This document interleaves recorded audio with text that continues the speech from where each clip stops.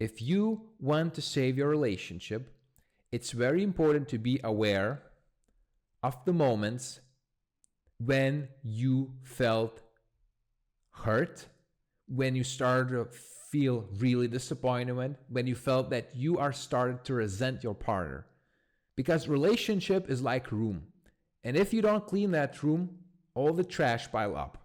So in relationships, you may have certain events that made you feel really hurt, really disappointed. And these are the moments then you need to be aware of.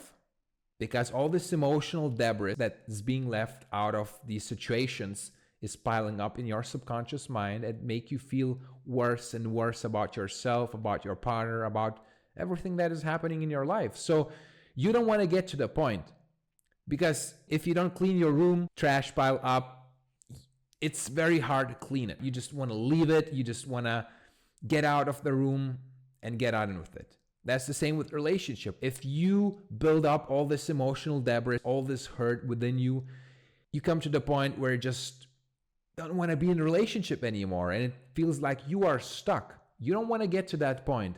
You want to be aware of the problems. You want to be aware of all this emotional debris as soon as possible, and you want to start cleaning it.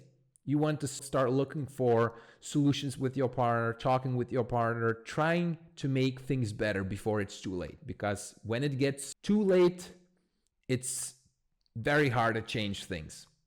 Because there's nothing, just this discontent, this resentment, this irritation in your relationship, and you just feel like you don't want to be with your partner anymore. You just want to leave the relationship.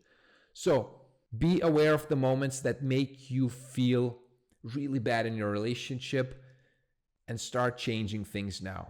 Start communicating with your partner what is not working, what is not just going well, what makes you feel hurt, and just start to look for these solutions to the problems that you have at this moment.